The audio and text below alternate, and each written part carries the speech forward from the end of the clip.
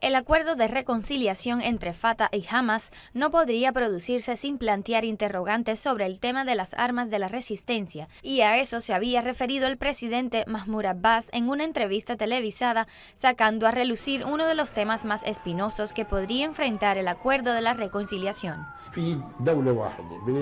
Existe un solo Estado, representado por un solo régimen, bajo una sola ley y que posee un solo cuerpo armado. Todos poseen. Hamas, y a través del presidente de su buró político, Ismael Haniyeh, durante un encuentro con la prensa, rechazó que se permita atentar contra este armamento, subrayando la necesidad de diferenciar entre el armamento de la autoridad y el armamento de la resistencia, el cual está atado a varios factores. Mientras que el ente sionista esté ocupando la tierra palestina, el pueblo palestino tiene derecho a poseer sus armas y resistir la ocupación utilizando todas las formas de resistencia. Los observadores creen que es poco probable que se toque el armamento de la resistencia, más aún cuando las esperanzas de lograr un Estado palestino se ven disminuidas, pero esto no significa que este tema no podría conducir a una futura disputa. Sí podría ser un obstáculo, y más cuando se intensifica la presión internacional y con ella alguna presión árabe. Por supuesto, la presión israelí existe. Podemos revisar todos los otros expedientes y aprobarlos, aplazando para un tiempo posterior el expediente de las armas, hasta que se normalice la situación a favor de la reconciliación y de un régimen político unificado. Hamas aclaró que está dispuesta a que la decisión de la paz y la guerra sea una decisión conjunta con la autoridad, mientras que su dirigencia en el interior y el exterior afirmó que el tema del armamento de la resistencia no fue nunca tema de negociación y no lo será.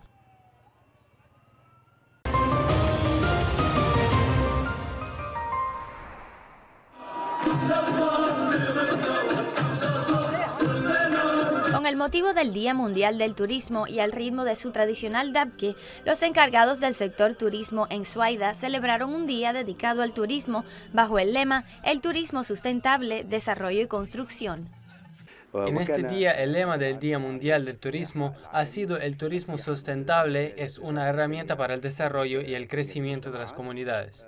Suaida ha proyectado sus diversas ventajas, ya que posee una legendaria historia que es testimonio de épocas pasadas exaltadas por sus habitantes. Los habitantes de Suaida manufacturan manualidades y elaboran obras de arte que atraen al visitante por sus formas características. Los habitantes de Suaida que viven en el interior han demostrado ser el factor esencial en la construcción de su país. Esto es lo que confirmaron estos ciudadanos que proceden de ultramar, ya que su apoyo al sector turismo en su provincia fue un pilar fundamental que permitió conservar uno de sus recursos básicos. En el sector turismo de la zona sur, hemos logrado un salto cualitativo durante los tiempos de crisis en relación a la inversión, los proyectos trazados y los montos invertidos por los emigrantes nacionales que habían arribado durante este tiempo y emplearon sus recursos en la provincia. La Dirección del Turismo ha desarrollado su gestión del sector creando un mapa electrónico que proporciona información sobre los sitios turísticos de la provincia. Sitios que varían entre lo que es legendario e histórico y otros que se basan en la belleza de la naturaleza. Lo que ayuda a explotar estas características es la presencia de la mano de obra, hecho que atrajo a los hombres de negocio para que invirtieran en el sector turístico de la región. Tuvimos una época romana, una época nabatea y también épocas antiguas que se remontan a la prehistoria, cuyos vestigios aún están presentes hasta el día de hoy, y en Suaida se goza de una sensación de seguridad. Los festivales turísticos en Suaida reflejan el grado de seguridad que disfruta la provincia y afirma la voluntad de resistir y el amor a la vida que siente un pueblo que se encuentra en el 7º año de guerra.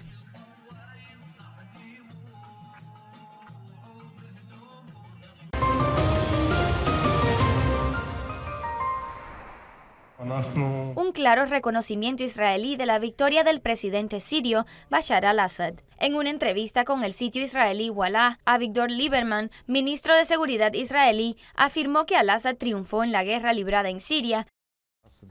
Al-Assad resultó victorioso en la guerra y ahora yo observo una larga fila que se alarga y desfila detrás de al-Assad, y esto incluye a países de Occidente y países sunitas moderados. De repente todos quieren acercarse a al-Assad porque al-Assad está triunfando y todos se forman en una fila. revelando que muchos países europeos y árabes sunitas moderados, según lo que expresó, buscan acercarse al Estado sirio. Asimismo, expresó su esperanza de que Estados Unidos desempeñe un papel activo en Siria y en el Medio Oriente en general. Tel Aviv, que ha sido constante en su apoyo a los grupos armados extremistas como Al-Nusra y otros, sin tener en cuenta que sus vínculos con el terrorismo internacional, se encuentra hoy ante la realidad del triunfo del eje de la resistencia en Siria, siendo la misma que participó en el año 2012 en la ola de declaraciones que pregonaron la pronta caída del régimen sirio. Incluso Netanyahu realizó en aquel entonces varias reuniones con su equipo de seguridad preparando para el escenario post-Bashar al-Assad, pero esta es la escena ahora. Según lo admite Lieberman, ha cambiado de manera opuesta a lo que deseaba Israel. Persistir con el derramamiento de sangre y la destrucción en Siria, destruir la infraestructura y las instalaciones públicas figuraban entre las prioridades de Tel Aviv, utilizando un sinfín de alegatos para intervenir en el conflicto, desde el argumento de impedir la llegada de armas estratégicas a Hezbollah hasta poner fin a la expansión iraní en el país. Pero la aparición de Rusia en el curso de la guerra contra el terrorismo y la fuerte presencia de Hezbollah e Irán, todo eso cambió las ecuaciones y permitió el logro de múltiples victorias. Y esto fue lo que se pudo interpretar de la entrevista con Lieberman, quien consideró que Israel se encuentra en el frente norte ante los rusos e iraníes, y también ante los turcos y Hezbollah. Y este es un enfrentamiento que no es simple y es diario, según expresó. Tel Aviv apostó a la fragmentación del Estado sirio, pero los vientos de los acontecimientos soplaron en dirección opuesta a sus expectativas, transformándose Israel de un ente confiado en el fin del Estado sirio al comienzo de la guerra y reconocer el triunfo del Estado sirio y por consiguiente la victoria del eje de la resistencia.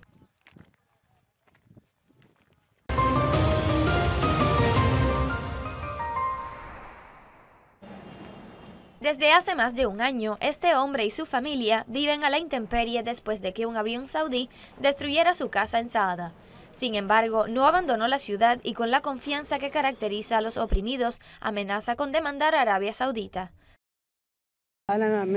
Yo soy de Taz, pero vivo en Saada desde hace casi 30 años y ahora el avión bombardeó mi casa y destruyó todo lo que poseo en la casa. De todas formas, vamos a presentar una denuncia contra la aviación saudí y la familia Saud. Miles aquí como Nasser prefirieron quedarse en lugar de abandonar hacia lo desconocido. Aunque muchos se desplazaron fuera de aquí, un gran número de ellos finalmente regresó a su ciudad después de que estuvieron deambulando a la gracia de Dios. Las estadísticas indican que tenemos en la provincia más de 100.000 familias entre afectados y desplazados. El movimiento de desplazamiento, como dije, varía. Algunos se devuelven, otros regresan, otros se desplazan nuevamente y todo continúa de esta manera. Las calles se encuentran abarrotadas y el comercio se ha recuperado significativamente y el movimiento de la gente volvió a la normalidad. La ciudad, que es objeto de ataques, ya es destino de los residentes de las zonas fronterizas, los desplazados que huyen del fuego de los continuos ataques aéreos saudíes. El sufrimiento aumenta en las provincias y los distritos fronterizos. Los caminos están bloqueados y hay familias literalmente atrapadas. No se puede en algunas zonas implementar ningún proyecto. Las escenas de la vida cotidiana en Saada demuestran que es una ciudad cuyos habitantes no la abandonan, ni siquiera los que vienen de afuera. Y así como no pudo la guerra quebrar su espíritu, tampoco puede matarla o transformarla en una ciudad fantasma.